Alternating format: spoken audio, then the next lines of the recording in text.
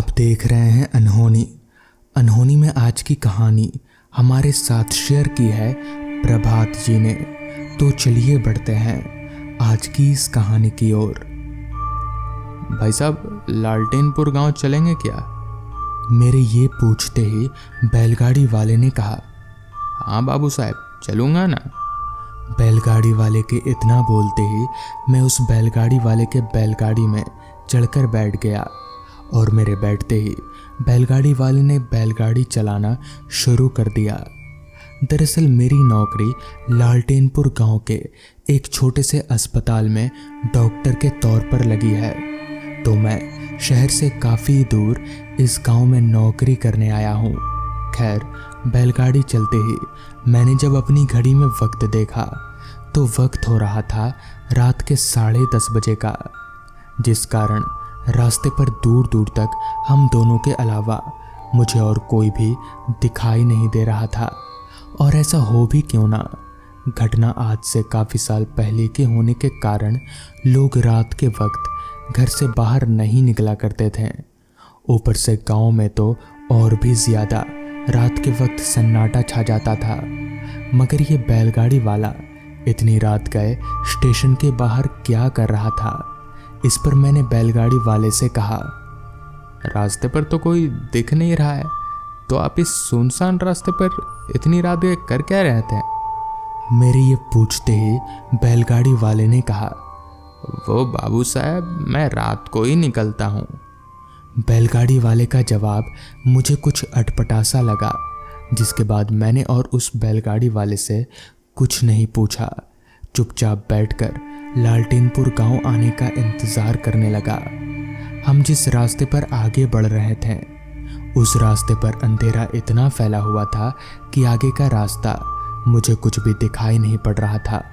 मगर वो बैलगाड़ी वाला इतने अंधेरे में भी आराम से बैलगाड़ी भगाए जा रहा था। पूरे रास्ते पर फैले सन्नाटे के कारण हमें बैलगाड़ी चलने की आवाज़ साफ साफ सुनाई पड़ रही थी। ऊपर से रास्ते के दोनों किनारे घने जंगल होने के कारण बीच बीच में आ रही जंगली जानवरों की आवाज़ मुझे काफ़ी चौंका रही थी कि कहीं कोई जंगली जानवर निकलकर हम पर हमला न कर दे। मैं चुपचाप जंगली जानवरों के डर के कारण बैलगाड़ी में दुबक कर बैठा हुआ था। सुबह से ही लंबी सफ़र तय करने के कारण मैं काफ़ी थक सा गया था और ठंडी ठंडी हवा थी जो शरीर पर लगने के कारण मुझे नींद भी आ रही थी। मगर मैं सोना नहीं चाहता था, लेकिन नींद के आगे मेरी ना कभी चली है और ना ही कभी चलेगी। बैठे बैठे ही नींद ने मुझे कब अपने आगोश में ले लिया मुझे पता ही नहीं चला। फिर अचानक मेरी आंख काफ़ी तेज हवा लगने से खुली। आंख खुलते ही मैंने देखा कि बैलगाड़ी काफ़ी रफ्तार से आगे बढ़ रही है, मानो बैलगाड़ी नहीं बल्कि ट्रेन चल रही हो। मगर बैलगाड़ी इतना तेज कैसे चल सकता है, ये देखने के लिए मैं जैसे ही सामने देखा तो मैंने देखा कि बैलगाड़ी ज़मीन पर नहीं बल्कि हवा में उड़ रही है। मगर ऐसा कैसे हो सकता है? बैलगाड़ी हवा में कैसे उड़ सकती है? तभी मेरी नज़र बैलगाड़ी चला रहे बैलगाड़ी वाले पर गई। उसका सर आगे नहीं बल्कि पीछे मुड़ा हुआ था और उसकी आंखें बाहर लटक रही थी। साथ ही साथ उसके मुंह से खून भी टपक रहा था। ये देखकर मैं समझ गया ये बैलगाड़ी वाला इंसान नहीं बल्कि भूत है और शायद ये भूत अब मुझे मार डालेगा। तभी उस भूत ने मेरा गला पकड़ लिया और मेरे आंखों की फोड़ने की कोशिश करने लगा। मैं समझ गया कि अब मैं नहीं बचूंगा, मगर फिर भी मैंने ज़ोर ज़ोर से हनुमान चालीसा का पाठ करना शुरू कर दिया। पर मेरे हनुमान चालीसा का पाठ पढ़ते ही वो भूत हवा में चिल्लाते हुए गायब हो गया, जिसके बाद मैं ज़मीन पर जा गिरा। तो इस तरह से उस रात मेरी जान बच गई। तो दोस्तों, ये थी आज की पहली कहानी। आज की दूसरी कहानी में आगे बढ़ने से पहले अगर आपने अभी तक हमारे नए चैनल डार्क टीवी को सब्सक्राइब नहीं किया है तो कर लें। लिंक आपको नीचे डिस्क्रिप्शन बॉक्स में मिल जाएगी, जहां हर शाम 7:30 बजे नई वीडियोस आती हैं। तो चलिए बढ़ते हैं आज की दूसरी कहानी की ओर। दादाजी की कहानियाँ एक ऐसी चीज जिसके लिए मैं साल में 2-3 बार अपने गांव आ ही जाता हूँ। उस रोज मैं जब अपने गांव गया हुआ था तब बरसात का मौसम चल रहा था। चारों तरफ पानी कीचड़, इन सब को छोड़कर गांव में और भी कुछ दिखता ही नहीं था। उस रात भी खाना पीना खाकर मैं और दादाजी एक कमरे में थे। तेज बारिश की वजह से लाइट नहीं थी। कमरे में बस एक लालटेन जल रही थी। पिछले कुछ मिनटों से पता नहीं क्यों मगर दादाजी बड़े परेशान से लग रहे थे और खिड़की के पास खड़े होकर बाहर हो रही बारिश को एकटक देखे जा रहे थे। मैं बिस्तर पर से उठकर दादाजी के पास गया और पूछा, क्या हुआ दादाजी, आप क्या सोच रहे हैं? ये सुनकर दादाजी का ध्यान टूटा। तब उन्होंने जवाब दिया, इस बारिश को देखकर वो रात याद आ गई। इस पर मैंने पूछा, कौन सी रात दादाजी? तब दादाजी ने बताना शुरू किया। बात आज से तकरीबन 51 साल पहले की है। उन दिनों हमारा गांव अभी के मुकाबले बहुत पिछड़ा हुआ था। बिजली नाम की कोई चीज भी होती है तब हम लोगों को ये पता भी नहीं था। वैसे तो अंधेरा हो जाने के बाद लोग अपने घरों से बाहर कम ही निकला करते थे, पर अगर रात में कोई काम पड़ जाए तब लालटेन छोड़कर और कोई चारा नहीं था। उस वक्त भी बारिश का ही मौसम चल रहा था। ऊपर से ऐसा सुनने में आ रहा था कि कोई बड़ा तूफान आने वाला है। गांव के सभी लोग दहशत में थे क्योंकि उस दौर में गांव में जितने भी घर थे सारे मिट्टी के थे। पूरे गांव में एक भी पक्का घर नहीं था और अगर इतना खतरनाक तूफान आया तो शायद ही किसी के सर पर छत होगी। खैर, मैंने सोचा क्यों ना इस मौके का फायदा उठाया जाए।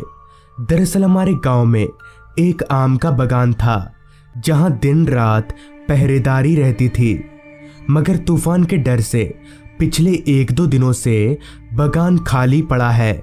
तो बाजार में बेचने के लिए ताजे ताजे आम मैं वहां से ला सकता हूं। भले दिन में अगर कोई होगा भी तो रात के अंधेरे में बगान खाली ही रहेगा। यही सोचकर मैंने देर रात वहां जाने का फैसला किया। मैंने ये बात घर पर भी नहीं बताई। खैर, सुबह से लेकर शाम तक बारिश बिना रुके बरसती रही। हवाओं का तो ये हाल था जैसे सब कुछ तबाह कर देंगी। रात का खाना पीना करके जब करके सारे लोग सो गए तब मैं उठा और दबे पैर घर से बाहर आ गया। मेरे एक हाथ में छाता और दूसरे हाथ में लालटेन लटक रहा था। सारा गांव सो चुका था। मेरे अलावा एक भी इंसान घर के बाहर नहीं था, जो कि मेरे लिए काफ़ी अच्छी बात थी। ज़्यादा देर ना करते हुए मैंने उस आम की बगान की ओर चलना शुरू किया। बारिश एक ही सुर में बरसे जा रही थी, ना कम हो रही थी और ना ही बढ़ रही थी।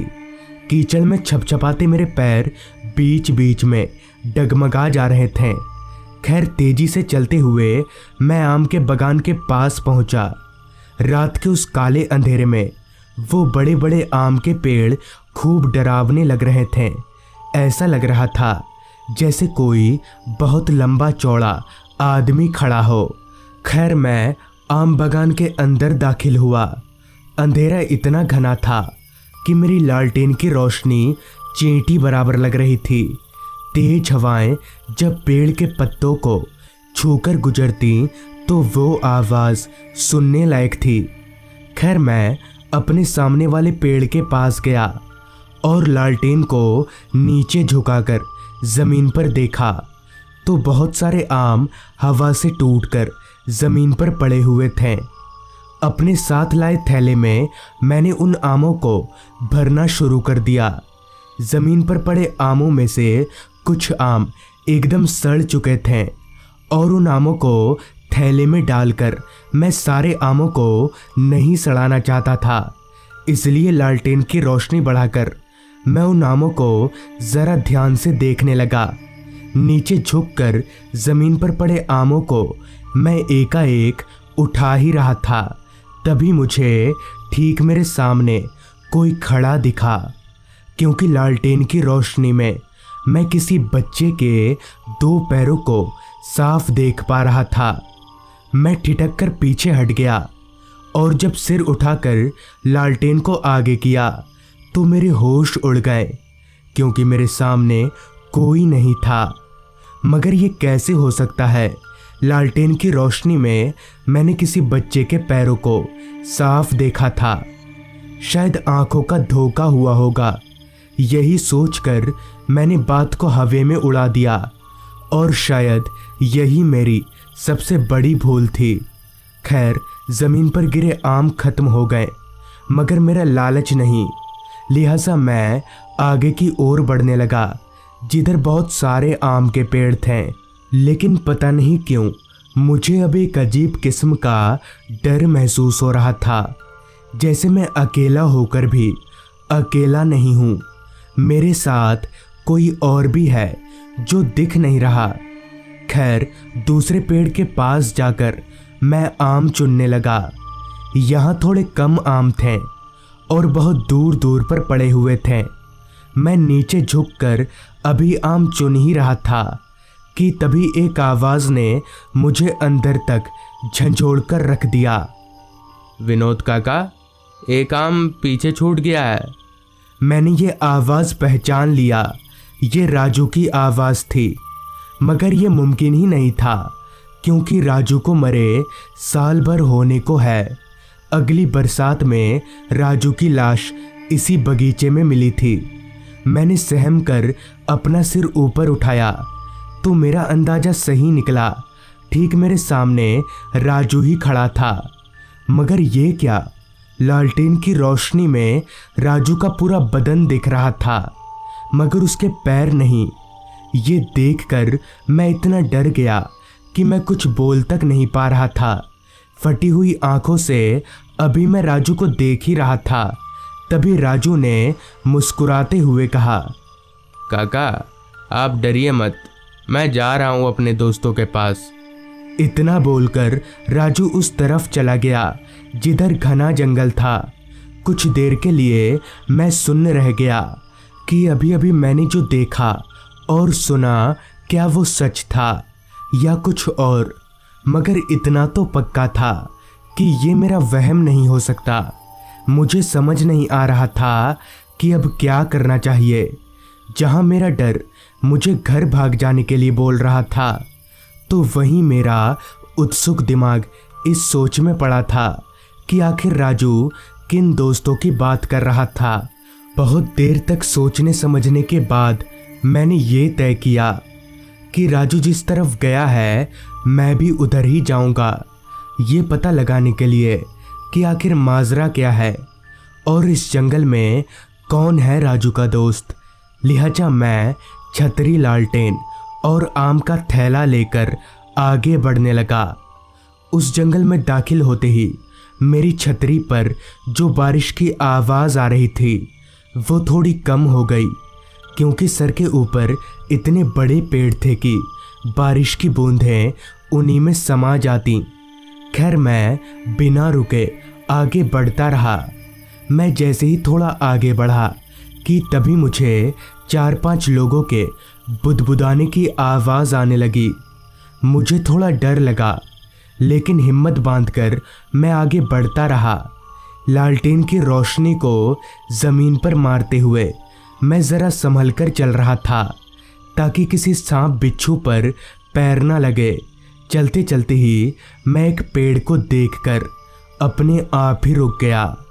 मैं उस पेड़ से कुछ ही दूरी पर छिपकर खड़ा हो गया और लालटेन की रोशनी को कम कर दिया, क्योंकि उस पेड़ की डाली पर 4-5 बच्चे बैठे हुए थे।